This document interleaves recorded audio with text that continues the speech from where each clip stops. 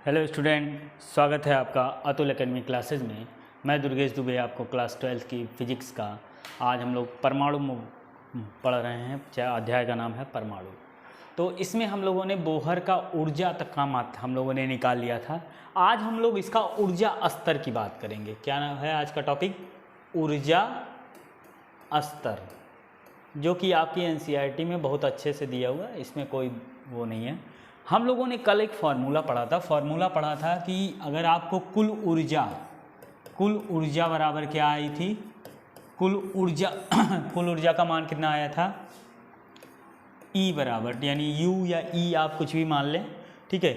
E बराबर हमारे पास जो आया था कल निकल करके वो आया था mZe square minus 8 n square h square epsilon naught का स्क्वायर। ये कहानी आई थी, ये z पे पावर 4 था।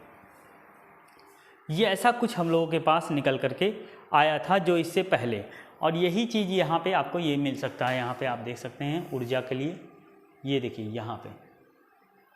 यहाँ पे आपको मिल सकता है ये चीज़, ये ऊर्जा का मात्रा।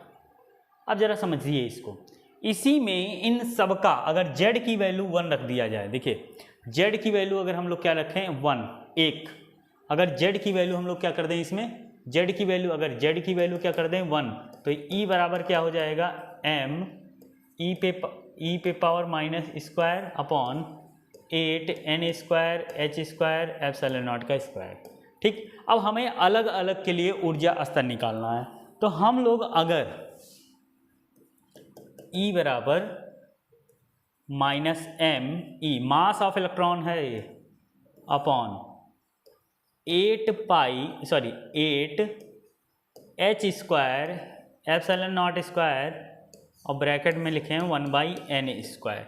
इनका अगर हम लोग मान रखते हैं तो ये टोटल मान निकल करके आता है 3 ये इसका टोटल मान निकल के आता है 13.6 n स्क्वायर। ये निकल के आ जाता है 13.6 n स्क्वायर। अब हम लोगों को करना क्या है कि हम लोग जानते हैं कि अलग अलग ऊर्जा स्तर होते हैं। ये है जिसमें एक है n की वैल्यू अगर 1 हो जाए, n की वैल्यू अगर 2 हो जाए, n की वैल्यू अगर 3 हो जाए, तो आपको बस यहाँ पर ऊर्जा यानी n की वैल्यू अलग अलग बदलनी है और यहाँ पे सबका मान निकालना है। तो ज़रा हम लोग देखेंगे कितना मान आया है इसका। देखिए n का अगर 1 है तो 13.6 आया है, 2 है तो 33.4। जैसे जैसे आप n की वैल्यू बढ़ा रहे हैं ऊर्जा का मान क्या हो रहा है, धनात्मक में उतना ही ज़्यादा बढ़ता जा रहा है। यानी ऊर्जा का मान कब बढ़ रहा है? जब आप n की वैल्यू बढ़ा रहे हैं। तो यहाँ पे देखिए पहले ऑर्बिट का मतलब कितना हो गया, जैसे अगर हम ऑर्बिट में बनाए तो ये ऑर्बिट है, तो पहले ऑर्बिट का, दूसरे ऑर्बिट का, तीसरे ऑर्बिट का, पहले ऑर्बिट का आएगा 13.6, दूसरे ऑर्बिट का आएगा 3.4, तीसरे का आएगा 1.51। इसी प्रकार से इन्हीं के आधार पर आप क्या करते हैं, स्पेक्ट्रम का निर्माण करते हैं। तो हमारे पास जो फॉर्मूला आया है वो ये आया है। ठीक, इस फॉर्मूला के चलते हम लोग क्या करेंगे, ऊर्जा स्तर निकालेंगे। अब यहीं पर एक बात और ज़रा समझ लेते हैं। E बराबर होता है, हम लोग अगर इसको जो है लेमडा के रूप में निकालते हैं, E बराबर होता है hc/λ। E बराबर जो आती है वैल्यू वो आती है hc/λ। अगर हम लोग वेवलेंथ के, अच्छा, तो यहीं से हम लोग इसको जो है चेंज कर रहे हैं। यहाँ से देखिएगा, क्योंकि हम लोगों ने क्या किया, हम लोगों ने ये लिखा ऊर्जा E बराबर होता है me स्क्वायर। अब देखो ये हम लोग क्या कर रहे हैं, ये हम लोग ऊर्जा स्तर के बारे में बात कर लिए, और ये हम लोग क्या करेंगे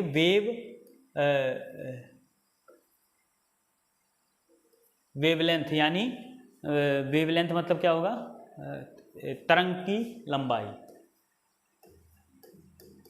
तरंग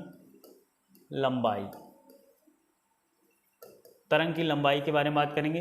तो नंबर ऑफ वेवलेंथ कितनी होगी, तो हम जानते हैं E बराबर होता है hc/λ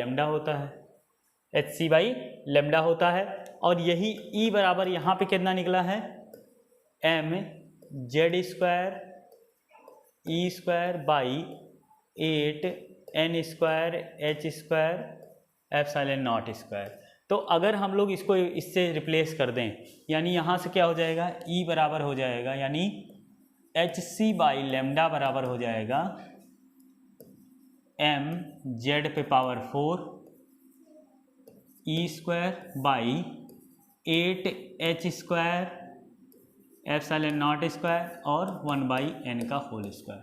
अब जरा यहाँ समझिएगा, अगर आप 1/λ को निकाल दें यहाँ से 1/λ, तो ये वैल्यू जो होगी m z पे power 4 e to power 4 8h square epsilon naught का होल स्क्वायर। अब यहाँ समझो hc यहाँ पे आया है तो h पे पावर क्या हो जाएगी 4 और यहाँ हो जाएगा c। इस पूरी वैल्यू को 1/n स्क्वायर, ठीक है। अब हम लोग करते क्या हैं कि इसमें लेमडा अगर निकालना हो तो n2 माइनस n1 करते हैं यहाँ पे, ठीक है। n2 माइनस n1 करते हैं तो यहाँ से हम लोग कहेंगे कि m z पे power 4 e to power 4 8 h पे पावर 4 c एप्सिलॉन नॉट का होल स्क्वायर, इसी को हम लोग काट देते हैं r। और जैसे ही आप इसको r लिखोगे तो ये हो जाएगा 1/2 r 1/n1 का स्क्वायर माइनस 1/n2 का स्क्वायर। ये फाइनल माइनस इनिशियल की कहानी आ जाएगी। ये आपका निकल के आएगा वेवलेंथ निकालने का तरीका। अब यहीं पर हम लोग अलग अलग वैल्यू बढ़ते रहेंगे और हम लोग हाइड्रोजन की अलग अलग सीरीज क्या करेंगे, प्राप्त करते रहेंगे। इस चीज़ को ज़रा ध्यान से देखिएगा, ये आया कहाँ से है, ये उसी ऊर्जा वाले स्रोत से आया है तरंग की लंबाई के लिए। ये लेमडा क्या है, यही वेवलेंथ है, ठीक है। तो इस चीज़ से यहीं से न्यूमेरिकल बनता है, यहाँ से इस पॉइंट से। चलिए अब हमारे पास वेवलेंथ पता चल गई है, ऊर्जा पता चल गया, त्रिज्या पता चल गई, वेग पता चल गया। तो हम लोग अब जो है अपने नेक्स्ट वीडियो में तरंग के बारे में और उसकी एक निश्चित ऊर्जा के बारे में बात करेंगे। तो हाइड्रोजन की जो तमाम जो है वो आएंगी, स्पेक्ट्रल सीरीज आएंगी, ठीक है। उसके बारे में हम लोग क्या करेंगे, इसके बाद बात करेंगे, ठीक है। तो मिलते हैं अपने नेक्स्ट वीडियो में। इसको ज़रा समझ लीजिएगा अच्छे से, एनसीईआरटी में भी बहुत अच्छा दिया हुआ है, आप वहाँ से भी समझ सकते हैं, यहाँ से भी समझ सकते हैं, लेकिन फ़िलहाल आप इन चीज़ों पर ध्यान दीजिएगा, ठीक है। इसकी वैल्यू होगी आर। आर को कहा जाता है रेडबर्ग कांस्टेंट। आर को क्या कहा जाता है, रेडबर्ग कांस्टेंट। तो मिलते हैं अपने नेक्स्ट वीडियो में, तब तक के लिए धन्यवाद।